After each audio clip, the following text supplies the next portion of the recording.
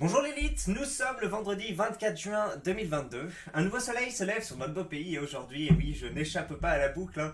Après Pazon, Psychodélique, Yeux clos, Cro-Blanc, et oui, je vais traiter cette affaire de Léo Grasset et de Dirty Biology sur qui on a jeté l'opprobre et qui aurait perpétré des actes. Voilà, je parle au conditionnel bien sûr, puisque l'affaire n'est pas encore juridiquement tranchée. Ah si, elle le sera parce que Léo Grasset a porté plainte en retour, mais les accusatrices apparemment ne contiennent cette affaire que dans la sphère publique et médiatique, vu qu'elles se sont exprimées via Mediapart, qu'elles ont coordonné plusieurs déclarations via l'article, via des fils Twitter, et via une interview aussi, enfin un entretien mince, ah oui, bah c'est ça, un entretien sur Mediapart aussi que j'ai bien sûr regardé avant de faire la vidéo. Qui va servir un peu de base d'ailleurs à cette vidéo, voilà, la mienne. Donc oui, on a été où? Donc l'opprobre qui lui est jeté avec deux affaires qui sont un peu entremêlées. D'un côté, un V, voilà, un acte non consenti sur lequel on va revenir en détail, puisque bon, si on applique la logique qui vole un bœuf, qui vole un œuf, vole un bœuf, normalement tous les V se valent, mais enfin je sais pas, moi c'est pas vraiment la logique qui me frappe, et vu que l'affaire est pas sur un angle juridique, vu qu'elles ont pas porté plainte, mais sur un angle médiatique, bah du coup j'imagine qu'elles veulent que le sujet soit débattu, que ça ouvre la parole, etc., et que les gens en discutent. Après, j'imagine qu'elles veulent plutôt qu'on en discute sous un certain angle. Moi, je vais plutôt prendre un autre angle que l'angle principal, parce que je sais pas, il y a un côté déresponsabilisation de la personne qui subit les actes qui me dérange un peu, une surdéresponsabilisation en fait. Voilà, j'ai été sous l'emprise, etc. Bon, Stéphane Edouard, on a déjà parlé plusieurs fois. Je pense d'ailleurs qu'il fera une vidéo dans quelques jours, quelques semaines où ce sera un peu mieux expliqué que moi. Mais il y a un côté comme ça où c'est le réflexe du mec qui va parler de déterminisme ou autre, qui va se dédouaner et dire ah, j'étais kidnappé émotionnellement, ce genre de truc. On se défausse totalement, et porter ce narratif, ça fait qu'après ben, les personnes ne mettent pas en place de mécanismes de protection, mais plus des mécanismes de revanche, ou voilà, comme ça, comme ce qu'on est en train de voir. Donc on va voir si je vais pouvoir un peu mieux détailler ce que je veux dire. Donc voilà, il y a d'un côté donc ouais, il faut pas alors qu'est-ce qu'on peut dire? On peut dire riol, hein. Je crois que le robot ne sera pas déclenché par le mot riol. Donc d'un côté il y a ce riol, hein, et de l'autre côté il y a des relations amoureuses disproportionnées entre un mec beau gosse qui a le succès, qui a une certaine perversité aussi, on va revenir sur certains trucs, une certaine perversité, et qui voilà, culbute plusieurs meufs en même temps, et qui vont derrière s'unir pour le faire tomber de son piédestal. Et voilà, dans ce truc là, donc il y a un pot pourri de choses plus ou moins graves qui relèvent pas du juridique et qui ont pas normalement à être amalgamés autour du fait qu'il y a eu un riol, hein. Donc on va un peu voir ça. C'est par exemple la position d'Antoine Goya qui parle de ça. J'ai vu Jimmy Felcon aussi. Oui, je pense qu'il y a certaines personnes, je sais pas dans quelle sphère de pensée on tourne, mais enfin moi aussi ça m'a étonné quand j'ai lu l'article. Je me dis attends, mais il y a deux trucs là, il y a un truc qui tombe sous le coup de la loi, et il y a d'autres choses, c'est bon, des relations amoureuses disproportionnées, et on essaye d'en faire des caisses et de mettre des mots américains derrière. Et voilà, donc on va essayer de revenir en détail. Malheureusement j'ai pas trop de temps, mais j'espère que vous allez saisir l'idée de la vidéo. Voilà, alors juste en parlant là de filles qui s'unissent pour faire tomber un mec qui encule depuis en même temps, ça m'a rappelé le film Triple Alliance en fait. Si ça vous. Attends, elle a disparu? Ah oui, voilà, Triple Alliance. C'était ça, un film de 2014, je crois, ou 2013, avec. Comment elle s'appelait, elle? Attendez, on va voir. Kate Upton, voilà. Kate Upton, où c'était Jamie Lannister, là, Nicolas Caster-Valdo, donc un acteur pareil, beau gosse, assez grand, qui était dans le film un mec qui était marié, et en fait il avait donc cette femme qui était, il y avait trois profils de femmes en fait avec qui il couchait en même temps. Sa femme, voilà, qui se fait chier à la maison, la ménagère on va dire, on va dire femme indépendante, plus âgée, donc comment elle s'appelle, elle, Cameron Diaz, qui était une avocate, et la jeune avec des gros seins, Kate Upton, voilà. Et donc les trois découvraient qu'il les trompait en même temps, et donc après elles s'alliaient pour le faire chier, voilà. Et j'ai l'impression en fait de voir un remake, excusez-moi, une reprise de ce film à la sauce française et avec et en faisant passer ça pour un truc d'enjeu féministe ou je sais pas trop quoi, alors que, enfin, ça relève plus j'ai l'impression juste de la relation amoureuse disproportionnée, quoi. Tout comme les hommes vivent ça de manière exponentielle, enfin je sais pas comment dire, mais beaucoup plus que les femmes, avec quasiment tout le monde, hein. Tu vois sur Tinder, enfin voilà, sur tous les rapports de séduction, la femme est sur un marché beaucoup plus, enfin, les hommes sont sur un marché beaucoup plus compétitif entre eux, et les femmes ont beaucoup plus de prétendants, et donc vont pouvoir effectivement jouer avec les hommes de cette manière quasiment quotidienne, et un beaucoup plus grand pourcentage de femmes pourront faire ça avec des hommes, mais je sais pas, les hommes vont moins s'en plaindre, et puis ça peut peut-être prendre des proportions moindres. Mais de l'autre côté, on voit qu'il y a un mec, ça confirme d'ailleurs la théorie de Pareto, enfin, qui veut que souvent 20% des causes expliquent 80% des effets, et donc appliqué aux relations hommes-femmes, c'est qu'il y a qu'un certain pourcentage d'hommes qui se tapent quasiment toutes les femmes, ou en tout cas quasiment toutes les femmes ne se projettent sexuellement ou en couple qu'avec un certain pourcentage d'hommes. Et là tu dis, bah oui, pourquoi est-ce que quasiment toutes ces femmes gravitent autour de Léo Grasset, le mec qui a des centaines de milliers d'abonnés, qui est beau gosse, qui a un certain charisme, tout ça. Voilà, tous les cucks à côté sont désistés, et elles se visent tous autour d'un, et lui, vu qu'il a énormément de choix, vu qu'il est dans une position de pouvoir, il va pas s'attacher émotionnellement, et il va pouvoir faire un peu des crasses, et du coup c'est ce qu'elle lui reproche, et j'ai l'impression que c'est un problème de... Comment dire, toute cette deuxième partie là, de la vidéo, de l'article, où ils disent ouin, parfois ils m'envoyaient pas de message, ouin, on va lire un peu les trucs, j'ai vraiment l'impression que c'est... je sais pas moi, c'est des enfants qui se plaignent, c'est moi qui suis sur Tinder, là moi aussi des trucs sur Tinder, j'ai eu des trucs, il y a des meufs qui t'utilisent comme ego booster, voilà, si elles peuvent un peu pour prendre avantage, hein, je crois que c'est ça, en anglais on dit take advantage, en français je sais pas, mais il y a un truc comme ça, elles peuvent jouer de toi, et je ne vois pas ce que ça a à foutre amalgamé avec des accusations de triol. Voilà, mais bref, on va commencer ça. Qu'est-ce que je voulais dire là? Il y a une autre idée qui m'a traversé l'esprit. Ah oui, faut que j'en parle avant que peut-être que j'y pense plus.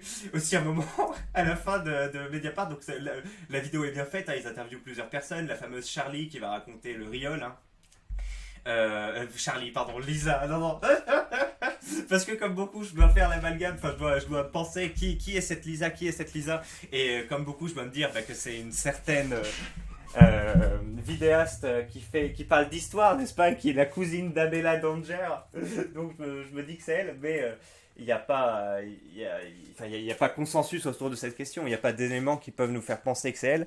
Donc ma langue a fourché, mais je ne sais pas, on ne sait pas qui est cette Lisa pour l'instant, celle qui porte les accusations principales, dont celle de Riol. Mais oui, à la fin, donc il y a plusieurs personnes qui parlent de ça, notamment un qui a fait, je crois, qui a participé à l'enquête Balance ton youtubeur à l'époque, ou je sais plus, non, où il a écrit un livre plus simplement sur les relations entre youtubeurs, et il est là, il fait oui, comme il avait eu des histoires avec elle et qu'après il l'a isolée, parce que le truc part de là en fait, comme Manon Bril a couché en même temps avec le mec de Dirty Biology, et que à l'époque il était en couple, enfin il y a un truc comme ça où c'était l'inverse, je crois, il était censé être en couple avec Manon Bril et il l'a trompé avec Lisa, et du coup comme Léo Grasset présentait une image très, très noire, il empoisonnait les pluies autour de Lisa, et elle fait partie des femmes qui ne l'ont pas soutenue et qui ont soutenu plutôt Léo Grasset et pas cette fameuse Lisa, et donc ils l'ont ostracisée, et Manon Bril dit se sentir mal, je crois qu'elle pleure au moment où elle en parle, parce qu'elle a participé à son ostracisation, au fait qu'elle lui a rompu des partenariats ou autres. Et donc à la fin, t'as le mec qui dit oui, c'est très important parce que on sait que le milieu YouTube c'est un milieu de cooptation, et que s'il l'avait pas ostracisé comme ça, elle aurait eu plus de partenariats, et elle aurait comment dire, eu le million d'abonnés plus rapidement. Alors déjà ça veut dire que c'est une femme qui a 1 million d'abonnés, et j'ai regardé la fameuse Charlie, n'a pas 1 million d'abonnés, donc peut-être que c'est pas d'elle dont on parle. Donc à voir, ou peut-être qu'elle s'est gourée. Mais bref.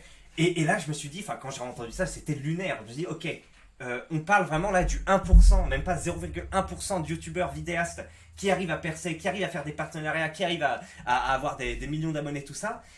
Donc c'est déjà des personnes très privilégiées qui ont eu de la chance, voilà, c'est assez incroyable. Et on est là en train de faire ouin ouin ouin ouin. Si ils avaient eu plus de partenariats plus tôt, elle aurait pu être millionnaire plus tôt. Enfin, millionnaire en nombre d'abonnés. Et je sais pas, moi je repense. Enfin, pourquoi est-ce que je veux bien que ce soit un argument amalgamé au reste, etc. Là, c'est dans leur emprise. Oui. Mais je veux dire, ça m'émulsifie pas du tout. Enfin, on voit sur YouTube, 99% des mecs ont moins de 300 abonnés. Il y a des gars, ils font de la vulgarisation depuis X années. Ils n'atteindront jamais, ils seront jamais rentables. Ils dépensent du temps et de l'énergie incroyable pour y arriver. Ça marche pas. Pas que des hommes, hein, il y a des femmes aussi. Et je sais pas, quand t'es là en train de te plaindre d'une femme qui, elle a pas eu accès à des partenariats, mais putain, d'accord, elle a quand même accès à des hauts niveaux, etc. Pourquoi est-ce qu'on se focus sur ce truc-là et pas sur les 99% effectivement qui vivent même pas, qui gagnent même pas de thunes, et voilà. Donc j'ai aucune, j'ai une émotion qui me traverse quand j'entends ça. C'est juste du mépris un peu. C'est genre, pourquoi vous rajoutez cet argument en mode oui, là, comme il l'a ostratisé par vengeance parce que elle avait résisté à ses avances ou je sais plus trop quoi. Enfin c'est même plus ça. Enfin c'est un peu plus complexe. Et à cause de ça, elle a eu moins de succès sur YouTube. Mais je me dis, bon déjà, merci pour le hors-sujet. Et de deux, c'est pas un argument qui m'inspire. Non, les partenariats, oui, c'est comme partout, t'as des intérêts à les faire ou autre. Ça peut être des intérêts effectivement d'ordre S ou d'autres ordres, hein, surtout sur ces petits garçons. Et donc là, c'est un petit problème. Ça rappelle beaucoup ces trucs de harcèlement S au travail. Hein, voilà, des personnes qui vont te faire des sous-entendus pour faire certains trucs, pour passer à l'échelon supérieur.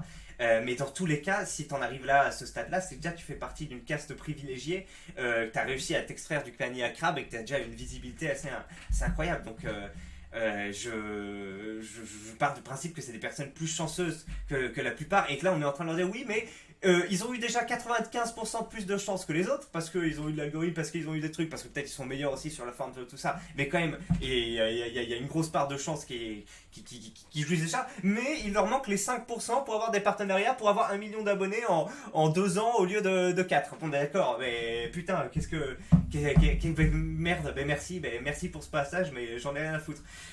Donc on va passer aussi sur voilà, la fameuse part. Non, on va d'abord parler du Riol, je pense, parce que peut-être que sinon j'en parlerai pas.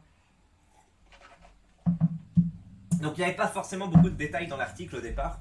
Elle dit que voilà, elle était avec lui. Alors faut peut-être que j'ai pas l'article sous les yeux, mais je pense que c'était ça. Elle était plus ou moins avec lui, et il rentrait bourré. Et d'un coup, elle lui a dit non, finalement je veux pas. Et elle a vu son regard changer, et il aurait mis les mains sur elle et l'aurait donc paix de force. Il serait rentré dans elle de force. Et déjà, donc je racontais ça à ma femme hier, un peu l'affaire, et j'avais beaucoup de mal en fait à me représenter mentalement la scène. Je me suis dit, c'est pas possible que le mec rentre, il discute un peu avec elle, et puis tout d'un coup ils lui disent, je sais pas, enfin vas-y viens on fait le truc, et elle dit non j'ai pas envie, t'es bourré, et puis il passe en mode énervé, la pousse, lui enlève ses vêtements et tout. Je me dis ça c'est pas possible, enfin c'est possible de faire ça, mais c'est elle aurait donné un peu plus de détails allant dans ce sens-là si c'était dans le truc. Et donc finalement dans la vidéo de Mediapart elle en parle. Alors qu'est-ce que c'est que ce Riol? En gros, elle était en train de, enfin, elle l'attendait pour une soirée. Lui est arrivé tard et bourré parce que je sais pas, il était avec des potes, et du coup, elle était déçue parce qu'elle croyait qu'elle aurait toute son attention, toute sa soirée avec lui.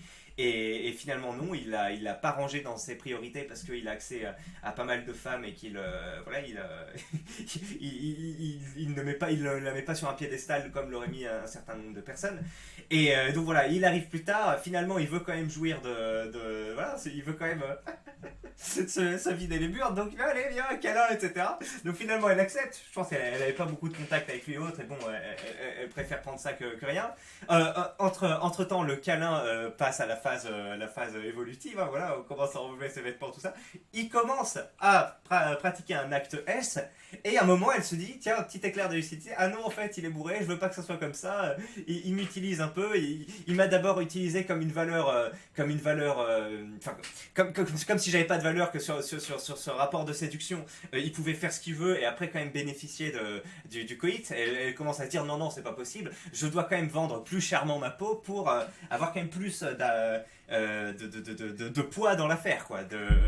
Je pense qu'il y a eu ça. Bon, après, elle le dit pas comme ça, mais je pense que c'est un peu ce qu'elle s'est dit. Elle dit, je veux pas le faire comme ça, je veux pas que ça se passe comme ça. En gros, moi, je pense que c'est un petit mécanisme où tu te dis, non, non, il peut pas avoir le beurre et l'argent du beurre. S'il fait ça, il doit se rendre compte que derrière, action entraîne une réaction, et donc il peut pas en venir bourré et tout. S'il veut me culbuter, il faut qu'il fasse plus d'efforts. Ce qui est un peu la base des relations hommes-femmes. Il y a un truc d'amour, tout ça, mais il y a aussi un truc de combien tu peux donner, combien je peux te donner. Et puis au final, le truc s'équilibre et si la relation est pas trop disproportionnée, le couple tient dans le temps et c'est très bien.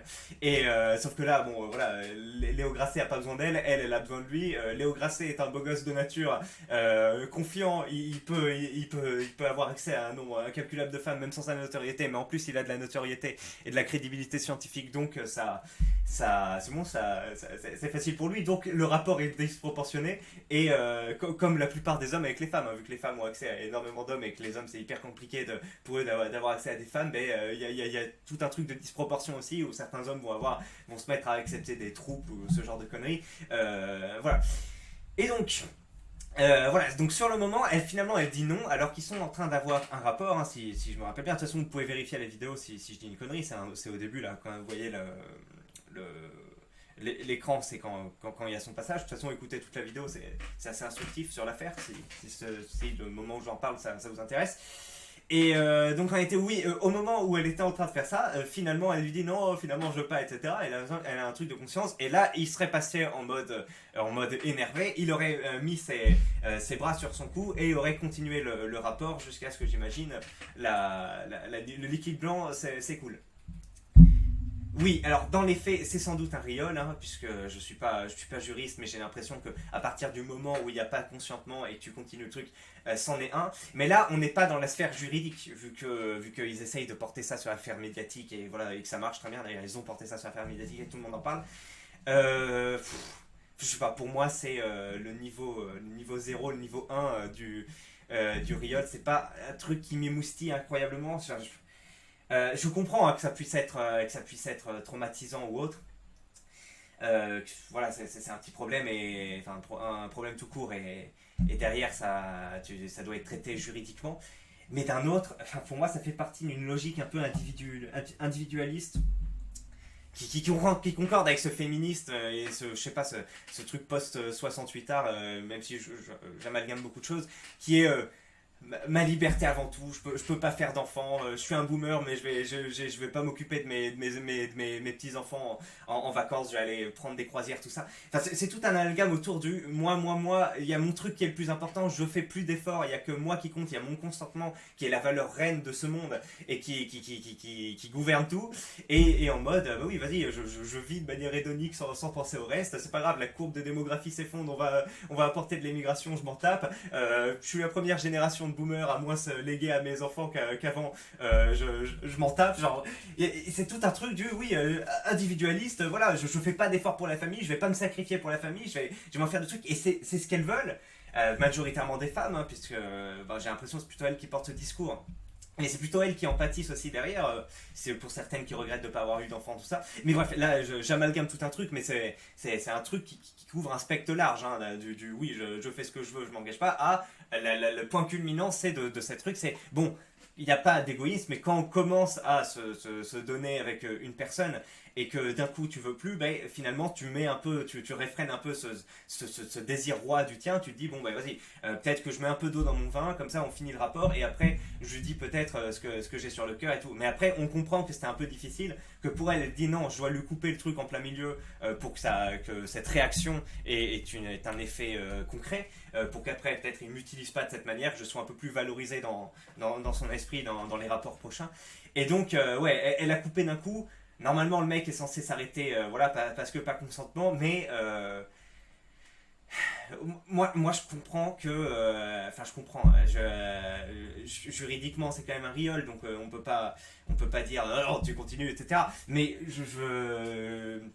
Enfin, moi, je sais que je ferais pas ça. Je sais que même déjà, je me mettrais pas dans cette situation où tu vas courtiser un mec qui est vachement plus déjà une relation à distance bizarre. Bon, après, j'ai vécu en relation à distance, mais c'était pendant un an, mais c'était un autre délire. Je me mettrais pas dans ce engrenage-là. Et même s'il y a cet engrenage et que je voyais que que j'avais moins de valeur et tout, peut-être que ouais, bah, mais de toute façon, c'est pas la même chose entre hommes et femmes, donc. Pas trop comparable, mais de base, cette logique du ah non, tiens, j'ai pas envie, j'arrête du truc, me dérange. L'autre côté aussi, où le gars continue et s'en tape alors que la meuf est à demi traumatisée, c'est dérangeant aussi, mais voilà, c'est pas un mec qui a mis une cagoule, qui est venu sur un parking alors que tu rentrais comme ça. Bon, après, c'est l'image, hein, comme on dit, alors que la majorité des rioles se passent dans le cadre privé et tout, et finalement, cette image très assourdissante du mec qui va aller dans un parking ou dans la rue ou que sais-je, qui va droguer quelqu'un, c'est vraiment la partie immergée de l'iceberg et c'est pas la principale. La principale, ce serait ce type d'acte. Bah oui, bah, puisque là, on n'est pas dans la sphère juridique et qu'on est dans la sphère médiatique, ça me. Enfin, moi, je suis pas prêt à. Enfin, pour moi, ça mérite pas forcément la prison. Ou, enfin, ça me choque un peu d'un youtubeur, d'un vidéaste, mais c'est pas comme s'il avait tué quelqu'un ou qu'il avait fait ce truc-là. Donc, effectivement, je sais pas comment dire ça, comment le dire, mais c'est pas. Voilà, bon, je vous donne les faits en tout cas. C'est ce type de riol qui a eu lieu. Après, vous en pensez ce que vous voulez. Voilà, on a terminé avec la première partie du truc grave. Maintenant, on va passer aux complaintes des femmes sur des éléments un peu anecdotiques, un peu étonnants. Voilà, donc il y a plusieurs. D'abord, Antoine Goya. Donc, en fait, ce qui me gêne profondément avec ce genre d'article, c'est qu'on mélange tout. Le fameux pot pourri dont je vous ai parlé, le fait qu'il aurait riolé et qu'il a nuit à la carrière de celle qu'il a riolé. Par exemple, oui, deux trucs qui ont l'air un peu similaires, mais qui ont l'air un peu concordants, qui ont l'air d'aller de pair, mais sauf que c'est pas la même chose. Et le fait d'amalgamer plein de petites autres remontrades à Léo Grasset, ça fait un peu comme une théorie du complot. Au final, t'as pas beaucoup d'éléments à reprocher ou t'as un truc de base, voilà. Et puis tu vas amalgamer plein de petits arguments qui, à la fin, je sais plus, il y a un terme comme biais cognitif, fait que t'as l'impression d'avoir affaire à un truc énorme parce qu'il y a plein d'arguments. Sauf que ces arguments sont un peu satellites à chaque fois, sont pas liés au truc principal, ne viennent pas prouver la thèse. Et qu'au final, bah voilà, c'est difficile à déconstruire, mais ça vient pas accréditer plus. Et bah, c'est un peu là ce qui se passe avec ça. T'as un riol au départ, alors voilà, ça doit être jugé comme ça doit être jugé. Juridiquement, apparemment, il n'y a pas de porte de plainte. Bah, j'imagine qu'il reste plus de preuves, qu'à la fois elle s'est lavée, qu'à la fois il n'y a pas, ouais, voilà, y a pas de preuves, donc tu vas t'engager dans des démarches qui vont pas mener à bien. Après, le fait, je pense que quand même, si t'es engagé, bien féministe, tout ça, bon, on sait qu'il y a des répercussions négatives aussi parfois qui peuvent arriver quand tu portes plainte. Alors, je les ai pas comme ça parce que j'y ai pensé un peu avant les vidéos. Tu me disais, ah, c'est vrai, c'est difficile de porter plainte pour les meufs parce qu'après, t'as des répercussions négatives. Mais en fait, les répercussions négatives que je m'imagine, c'est que ça éclate après dans la sphère publique et que du coup, ton travail en pâtisse. Voilà. Mais sauf que là, déjà, elle est masquée, donc on sait pas trop de qui on parle, à part les personnes. Enfin, les vidéastes savent, mais les personnes lambda non. Et de deux, où est-ce qu'on en était? De deux, non, mais je sais pas les conséquences négatives. Ouais, c'est le temps que tu vas passer à la police, peut-être, à faire des trucs, à faire des rapports, et puis derrière, tu sais que ce sera pas exploité parce qu'il n'y a pas de preuves. Donc c'est ces deux trucs-là. Mais je comprends pas pourquoi elle va pas porter plainte si. Parce que si un mec qui a déjà une plainte et qui après il refait ce genre de truc avec une autre personne, bah du coup ça vient donner, je l'imagine, des éléments à la thèse, au jury ou autre, et ça fait, ça participe à la condamnation, voilà. Donc le fait de pas porter plainte dans ce cas-là, j'imagine qu'il y a des personnes qui vont donner des arguments en commentaire, mais je comprends pas trop pourquoi on le fait pas, même si je sais qu'il y en a voilà. Et en tout cas, elles l'ont pas dit là dans les threads, enfin, j'ai pas lu, moi je crois pourquoi elles portent pas plainte, mais non, il n'y a pas d'histoire de présomption, parce que pour des actes comme ça, c'est quand même long. Donc je sais pas. Allez, et des trucs OSEF sur le fait qu'il baise à gauche et à droite et qu'il soit un connard. Voilà, donc c'est très bien dit. Ce que je voulais dire dans ma vidéo au final, ben là on a, on a une substance magnifique. C'est comme s'il y avait une volonté de charger la barque avec des trucs un peu anodins, histoire de couple dysfonctionnelle, alors que l'histoire de Riol suffisait à l'incriminer. Très bien dit. J'ai toujours du mal des gens qui se plaignent de leur ex en public. Ça fait grand déballage de ressentiment et c'est un peu ridicule. Et avec ça, il met effectivement le merci pour ce moment de Valérie Trierweiler où elle s'est plaignée de sa relation avec François Hollande, que j'ai pas lu, mais c'est vrai qu'à l'époque, beaucoup de gens en avaient parlé. Effectivement, faire après comme ça ce déballage, enfin il a tout dit, je vais pas en rajouter, mais oui, c'est un truc aussi où tu te dis mais qu'est-ce que c'est, t'as pas su prendre l'ascendant sur le moment et après tu déballes ça sur la sphère publique, c'est un peu étonnant. Et après, regardez ce message de fin qui m'a fumé. J'ai jamais aimé Grasset. Sa tête de queutard hippie ne m'est jamais revenue et m'a toujours dégoûté. Schadenfreude. Schadenfreude, c'est quand tu te réjouis un peu du mal qui arrive aux autres gens. Et enfin, ce truc-là, ça aussi, ça n'a aucun rapport avec le schmilblick. Mais bon, en même temps, il n'est pas dans une affaire. Il n'a pas mis Mediapart et il essaye pas de sensibiliser plein de personnes au truc. Mais ouais, c'est incroyable. Sa tête de queutard hippie ne m'est jamais revenue. Est-ce que vous aussi, vous avez ça? Non, moi, c'était plutôt l'inverse. C'était plutôt waouh. Il est BG. Il est compétent dans son domaine et en plus il se donne bien dans ce projet UseGag. Donc non, pour moi sa tête me revenait, voilà. Mais est-ce que vous aussi vous faites partie de ceux à qui sa tête ne revenait pas? Alors après il y a Hermine qui nous a partagé ce truc, voilà, quand les fans découdent le ghosting. Et là effectivement on a déjà affaire à un petit élément où on se dit bon c'est pas ouf quoi, pourquoi tu le mets dans le même article que le Riol? C'est deux affaires qui n'ont pas grand chose à voir, enfin elles ont un peu à voir, mais tu veux dire merci de pas faire d'amalgame. On se voit très peu, mais on se parle 24 heures sur 24, c'est une relation omniprésente, explique Marine Perrin, qui apparaît aussi dans la vidéo UseGag, qui l'a fréquenté en 2018. Jeanne, une youtubeuse aux centaines de milliers d'abonnés.e.s, raconte ses échanges la même année. C'était très pernicieux. Il y avait des fois où il ne me répondait pas pendant une semaine et ensuite une dizaine de messages en une heure. C'était toujours à son bon vouloir à lui. J'avais l'impression que j'étais à sa disposition. Et voilà.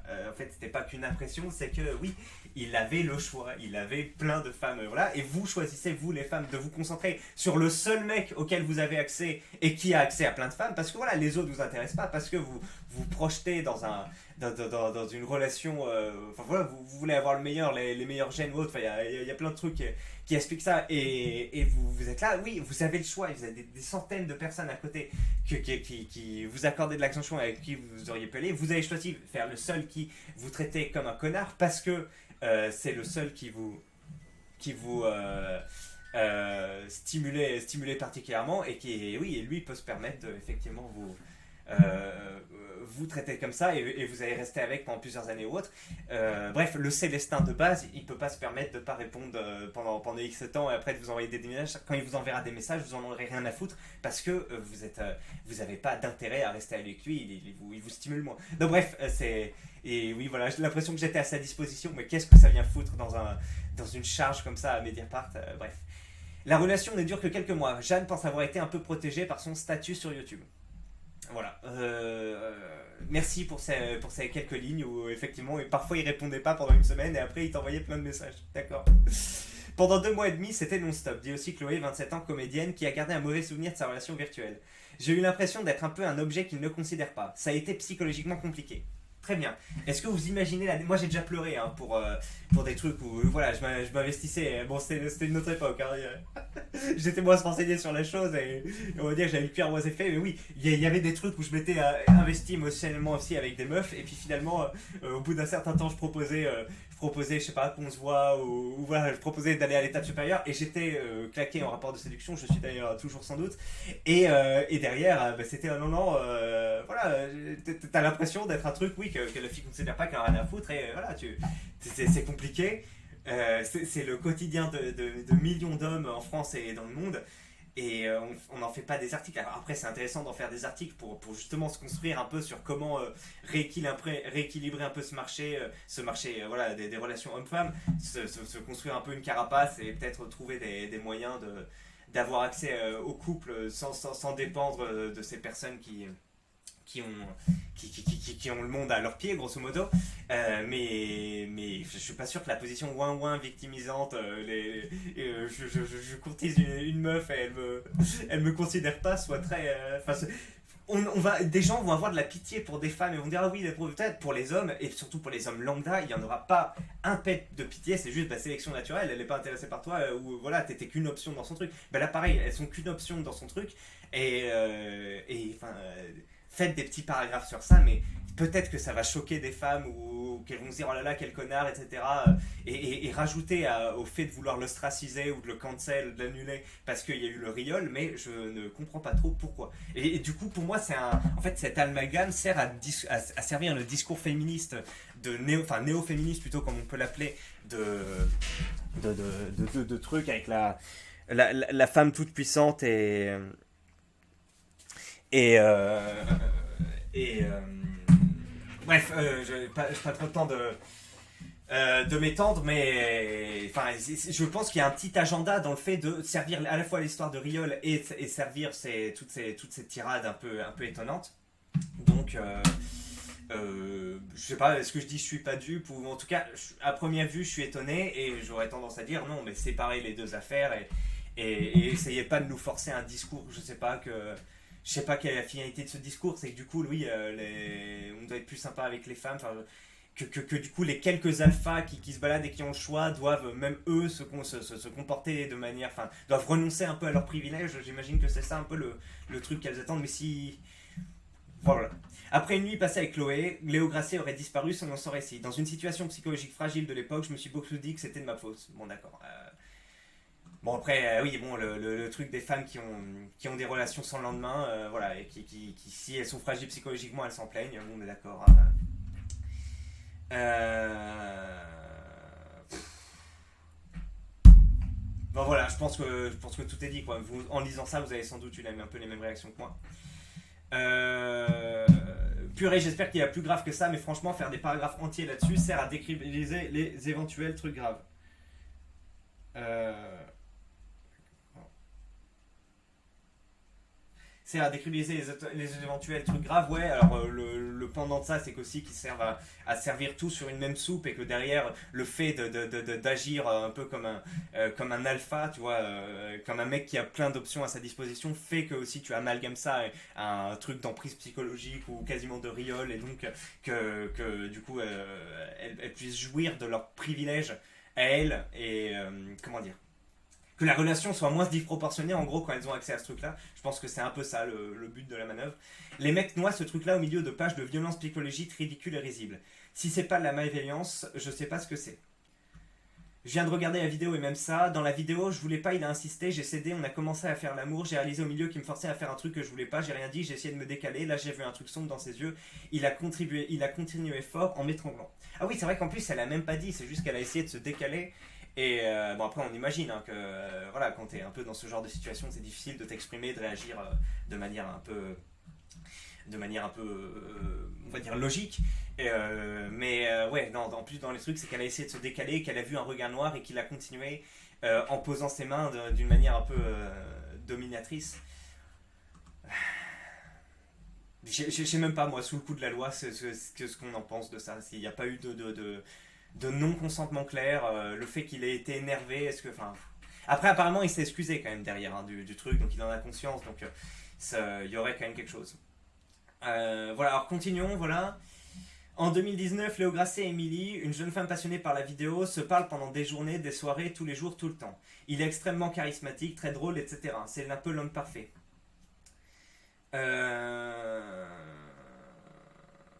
Voilà, elle apprend que l'histoire d'amour qu'elle croit vivre est illusoire. Voilà, donc en gros, il a plusieurs trucs. Elle croyait qu'elle était son option principale, mais en fait, non, c'était une option. Et donc, quand elle a appris ça, elle a été dans une situation d'emprise. Voilà, bon, on essaye de coller un terme, en fait, Stéphane Edouard, ça fait X fois qu'il en parle, mais on essaye de mettre un terme pour faire comme si c'était, je sais pas, un élément particulièrement grave alors que c'est juste une relation d'amour disproportionnée et voilà qui peuvent être aggravées oui c'est dans un certain état psychologique tout ça mais je sais pas c'est un peu la base et il faut qu'elles comprennent qu'il y a oui elles veulent que le mal alpha et que le mal alpha lui ne peut pas se cantonner qu'à ça après ça l'excuse pas d'avoir des propos endurés ou de faire acte de violence voilà même si l'acte de violence là quand on le relit c'est un peu c'est pas un truc c'est pas une violence pure. Enfin, on comprend même pas en fait en relisant. Faudrait que je re-regarde le truc, mais effectivement, c'est pas très clair. Je me suis décalé, il m'a mis les mains. Enfin, je sais pas. Ça t'arrive de mettre les mains, même surtout si t'es dans des rapports S, t'as plein de types de rapports, hein. Il y en a certains où effectivement tu peux faire ressentir un mécanisme de domination pendant le truc, ça plaît à la femme, ça plaît à l'homme, il y a un petit côté animal, donc peut-être qu'il s'était dans ce jeu. Après, si il s'est excusé, c'est quand même qu'il a eu conscience que voilà, il était dans un truc un peu, un peu illégal. Et donc oui, son ami Corentin confirme son état de choc immense. Elle tremblait de partout, elle regardait dans le vide, son corps ne bougeait presque plus. Euh, Bon voilà, elle a été traumatisée parce qu'elle n'était pas la seule. Bon bah d'accord. Donc après, il y a le thread de Manon Bill que je voulais vous lire, mais malheureusement j'ai plus trop le temps. Je voulais vous parler de sa vidéo les youtubeurs, leur problème psychologique qui était très intéressante à l'époque, qui explique un peu comment un youtubeur, il se rend compte comme ça qu'il a accès qu'il fait partie quoi, de Pareto. Alors lui il parlait pas vraiment des relations S, mais il parlait si, un peu de l'attention que les gens portent et que c'est un peu étonnant. Je vous invite à aller voir cette vidéo, mais je vais pas pouvoir vous en parler plus maintenant. Triple Alliance, je vous en ai parlé. Et on finit avec William Cuckman qui va, écoutez bien, se plaindre de Léo Grasset parce qu'il aurait tenu des propos à l'encontre de la fameuse Lisa. C'est assez lunaire. Hein. Pourquoi, encore une fois, c'est pris dans le même sac que le reste? Mais attendez, vous allez voir. Exemple, Arnaud Gantier, il anime la chaîne de vulgarisation scientifique Stupid Economics, le dénigrement collectif dont vous avez parlé. Il affirme en avoir été le témoin. Une phrase qui m'avait choqué à l'époque, c'est elle, je la toucherai pas, même avec un bâton. Choquant, hein, choquant. Et donc je sais pas si ce que ça vient foutre cette putain de phrase dans ce rapport de Mediapart et dans toute cette affaire où il y a quand même des actes plus ou moins graves avec le riol. Je la touche pas même avec un bâton. Bon après il dit qu'il a continué à dire d'autres trucs et tout, mais enfin je sais pas, à partir de là oui, d'accord. On vit en 2022. T'as combien d'agressions au couteau par jour? Je sais plus combien. T'as un niveau de violence et un niveau de diffusion de la violence et un niveau de violence verbale on a quand même l'impression que c'est pas sur la pente descendante, et t'as plein de problèmes qui arrivent. Tu vas vivre dans une société beaucoup plus compétitive, voire sanglante. Enfin, je sais pas, on est la génération qui va vivre la fin du pétrole, les chocs climatiques, les déplacements de population, tout ça. On va vivre des temps très durs. Et là, il y a un mec qui dit: oh non, il a dit, je la touche pas avec un bâton, ça m'a choqué. Attention, enfin, je sais pas, mais je comprends que ça puisse être. Enfin, je comprends qu'il y ait des personnes qui puissent être un peu étonnées par le fait qu'on utilise ce langage, mais je sais pas, pour moi, je vois pas ce que ça vient foutre là. Je vois pas ce que ça vient foutre là. Oui, il a dit que je la toucherais pas avec un bâton, donc ça veut dire qu'il l'a peut-être riolé, ou donc ça veut dire qu'il a un rapport bizarre avec les femmes. Non, c'est. Enfin, je sais pas, pour moi c'est normal. Tu vois, t'étais là dans une relation de camaraderie. Après, je sais pas si t'es particulièrement camarade avec lui, mais oui, tu vas parler un peu de S, de relation S, de trucs comme ça. Alors, tu vas être de manière plus ou moins respectueuse, plus ou moins grivoise, mais le fait de faire ça, c'est pas. Enfin, pourquoi est-ce qu'on mélange des torchons et des serviettes, encore une fois? Et qu'est-ce que c'est un foot sur la sphère publique? Mais bon, si ils veulent, ils veulent passer un agenda où tu amalgames le riol avec les remarques désobligeantes qui aident plein de trucs pour que ça serve, j'imagine, la soupe néo-féministe. Ok. Et il y a un autre moment aussi incroyable avec celle-ci, alors je crois que c'est. Je sais plus comment elle s'appelle, mais voilà, elle raconte le truc. Où en gros, ils étaient dans une convention, enfin, un endroit où il y avait plusieurs vidéastes comme ça. Et il lui avait fait plusieurs fois des avances. Et ça l'intéressait pas, elle était en couple. Voilà, elle n'a pas succombé au charme de l'alpha. Et à un moment, il s'est levé de son PC comme ça, il est venu près d'elle et il lui a dit: sac à foutre. En la regardant comme ça. Et après, il a laissé se rasseoir et il a remis ce sac. Alors. Quand elle raconte ça, effectivement, dans un contexte de harcèlement S au travail et tout, ça paraît être un truc effectivement assez déconnant vu qu'ils bossaient ensemble et tout. Mais enfin, je me dis, quand je fais ça avec des potes, alors des potes masculins, parce qu'effectivement, féminin déjà, j'ai pas de copines telles quelles, et oui, bon, tu t'imagines ça avec des féminins, c'est quand même assez. c'est assez peu courtois. Après, ça peut tomber sous le coup de la loi, effectivement, dans le cadre du travail et tout. Bref, après, est-ce que c'est vraiment du boulot quand t'es vidéaste? Oui, parce qu'on parle de métier, donc ça s'étend à ce truc-là, et en plus, il y a des rapports, effectivement, de domination entre un mec qui peut te donner plus que. Enfin voilà, qui est dans une position qui a plus d'abonnés, qui peut t'apporter de la visibilité. Donc il y a un côté, le mec utilise son pouvoir, etc., qui fait partie de la logique de harcèlement S. Mais je sais pas, enfin dire sac à foutre comme ça à une personne avec enfin, je sais pas, d'un côté dire ça à tes potes et tout, je sais pas, il y a un truc rigolo, le truc sort de nulle part et ça m'a fait marrer sur le coup. J'imagine le mec qui vient voir ça, qui dit sac à foutre de l'autre. C'est vrai que c'est complètement déplacé, mais je sais pas. Et regardez un peu ce truc là. Dites-moi ce que vous en pensez, mais oui, enfin, elle dit t'es tétanisé, tout ça. On comprend un peu, surtout ça dépend le genre de relation qu'il y a. En plus, il lui a plus ou moins susurré à l'oreille, donc c'est quand même un truc assez spécial. Mais je sais pas, c'est quand même assez. Enfin, dans d'autres contextes, je me dis le truc, c'est assez rigolo. Je termine cette vidéo en disant qu'effectivement, comment il s'appelle Psychodélique a émis des doutes quant au fait que voilà, Léo Grasset est dans un certain état d'esprit où quand il est endormi, en gros, il va faire des actes S quand il est endormi et se contrôle pas. En partant, donc il a dit non, ça a l'air d'être une excuse et tout. Non, moi je connais ça. Alors je sais pas si c'est une maladie ou si c'est un symptôme ou que sais-je, mais ça m'arrive effectivement parfois pendant la nuit. T'es dans un rêve et ça a même rien à voir avec du S, mais en même temps tu vas essayer de faire des trucs comme ça avec la personne qui est à côté de toi. Et j'en ai parlé avec des collègues et il a dit putain ouais, ça m'arrive aussi. Ça m'est même arrivé quand je dormais à côté d'un collègue alors qu'il n'était pas du tout homosexuel, donc enfin il dormait avec un pote, je sais pas, il y avait une soirée et effectivement pendant la nuit il commence à faire ces trucs là alors qu'il est endormi. Et donc voilà, je pense que ça doit arriver à un certain nombre de personnes, que c'est pas un truc enfin complètement anecdotique. Je pense que voilà, ça doit arriver à pas mal de monde, vu que je sais que moi ça m'arrive à une autre personne aussi. Donc voilà, le fait que t'es dans la nuit et effectivement t'as pas de je respecte le consentement, il n'y a pas de c'est même pas que t'es réveillé, c'est même pas que dans ton esprit t'es en train de faire ça. Moi je vous dis, on était en train de regarder Prison Break, on était dans la boucle, on regardait plusieurs épisodes par jour et en fait dans mon esprit c'était extrêmement bizarre. C'était comme si je m'évadais d'une prison, tu vois, genre dans Prison Break, et qu'en même temps je faisais ça, tu vois, et c'était très bizarre. Donc c'est difficile à expliquer. Donc oui,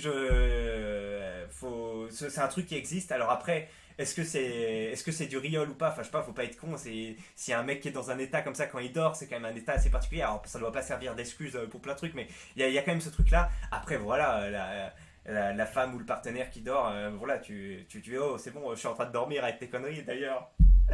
Bon, je vais pas donner plus de détails, mais voilà, on va dire que ça a pu arriver, et puis bon, t'arrêtes. Après, si t'es là au milieu de la nuit, tu te dis, bon, vas-y, il est dans cet état, on va le faire, tu continues, bon, ça peut se faire, mais bref, non, moi, je sais pas que je compatis, mais c'est que je connais ce truc-là, et voilà. Allez l'élite, je vous laisse là pour aujourd'hui, je vous souhaite une excellente continuation, et puis à la prochaine. Voilà, peut-être que je referai une vidéo s'il y a plus d'éléments, peut-être dans quelques semaines ou mois, mais je pense que c'est terminé. N'hésitez pas à me dire ce que vous pensez de tout ça, et puis voilà, à la prochaine. Allez, ciao.